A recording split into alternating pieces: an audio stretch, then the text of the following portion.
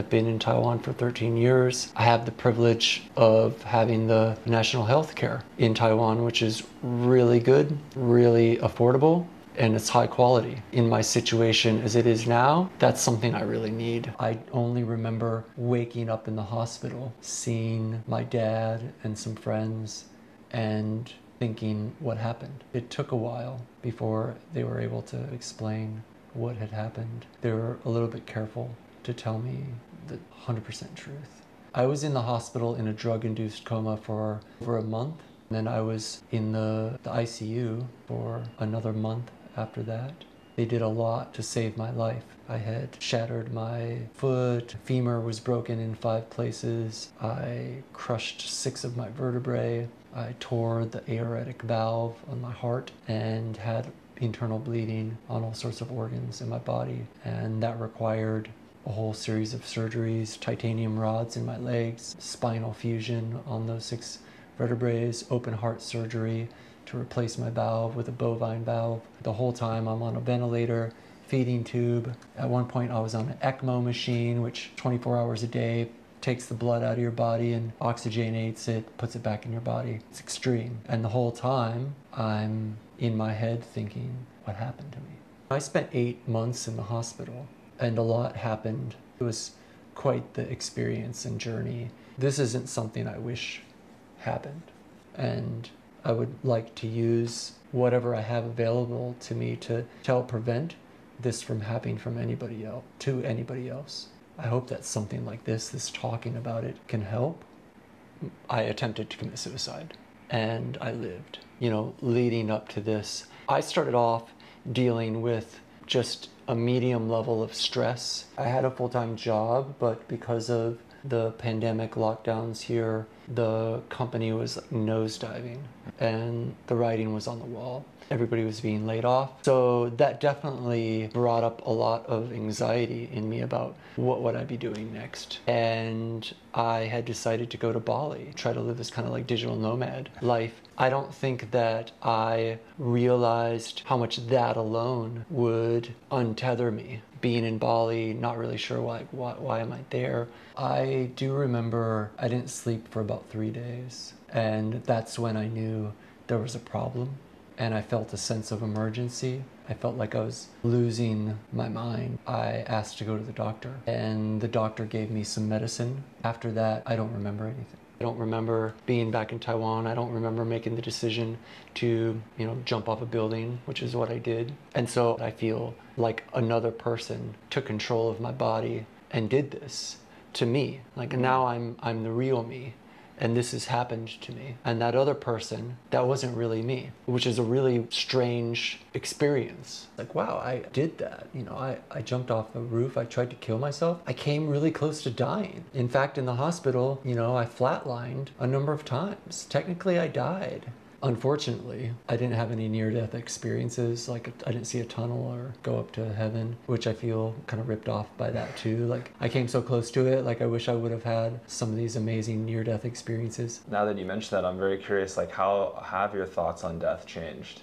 I'm much more curious. I think a lot about death. I feel much less afraid of it. That's going to be an interesting experience. Maybe it won't be. Maybe it'll be like a nothing, like some people believe. It's going to be blackness and the lights are turned off. In a way, like, if you did end up dying at that point, that's kind of what happened. You just blacked out and then that was that. One other thing I'm also been curious about, you made the choice to stay here instead of going home. The biggest reason is because I have insurance here in Taiwan. I'm a permanent resident. I've been in Taiwan for 13 years. I have the privilege of having the national health care in Taiwan, which is really good, really affordable, and it's high quality. In my situation as it is now, that's something I really need. It's been amazing to have access to doctors, the surgeries, the stay in the hospital, physical therapy. It's all affordable for me here in Taiwan. I'm really grateful for that. If I was in the States where I'm from, it would be a nightmare, a financial nightmare. It would bankrupt me, my family, and if I was to go back to the States now, I wouldn't be able to afford insurance. Like I do physical therapy, occupational therapy here. I'd never be able to afford that there. So being in Taiwan is really important for me as I continue to heal and recover. The other reason that it's probably a good place for me right now is because it is my home. I've lived in Taiwan for 13 years. Taiwan is my home. It feels like my home. It is my home. This is where my friends are. This is where my community, my family is. I'm not Taiwanese officially, but I feel like Taiwanese in some ways because I've been here for so long and I love Taiwan and I love living here. I've been really grateful that I've had such an amazing experience being here. So as I continue to recover and heal, this is just like a really supportive place for me to be. Have you ever thought about like how much this would cost if it happened in the States? Millions. Millions of dollars. I don't know.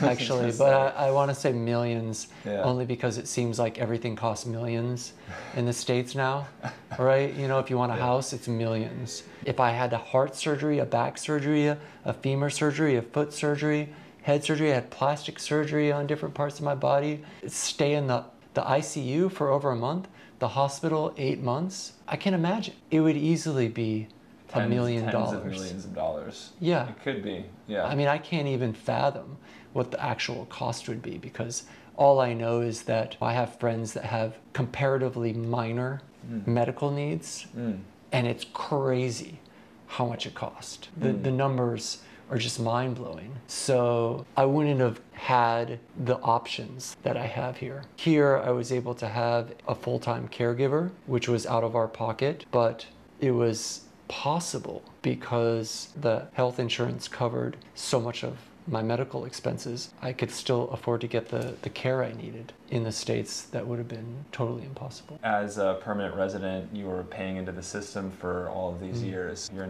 entitled to that. Yeah, I think I would definitely like it to be possible for me to receive other benefits, like disability benefits. It's impossible for me to work right now. It's very difficult for me to be fully independent, to go out, get all the food that I need. I rely on a lot of support from other people. So it would be nice if some of the disability benefits available to Taiwanese were available to me. That could help me a lot, but I'm happy that there's potential for that in the future. I'm grateful that I'm a permanent resident and I can stay here. A lot of my friends see me as somebody who's full of life and loving life, and you know, I read a lot of philosophy and I've got some great perspectives and I want to help people. And now here I am trying to kill myself. I've experienced a lot of shame, guilt, even though it's something I technically decided to do. I feel ashamed. You know, I'm going to continue to share what I'm going through, my journey on my own Instagram, because there's a lot for me to process still. There's a lot to talk about. I was able to meet these doctors, have interactions that felt profound with other people.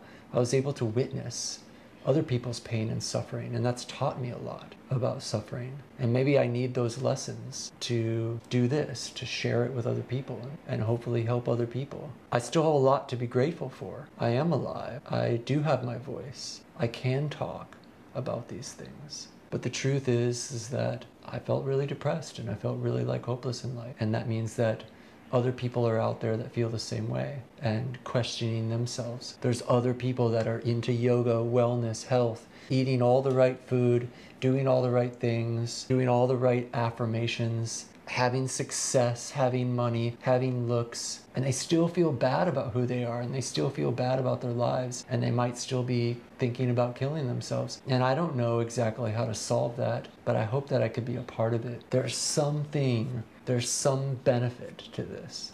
There's something here.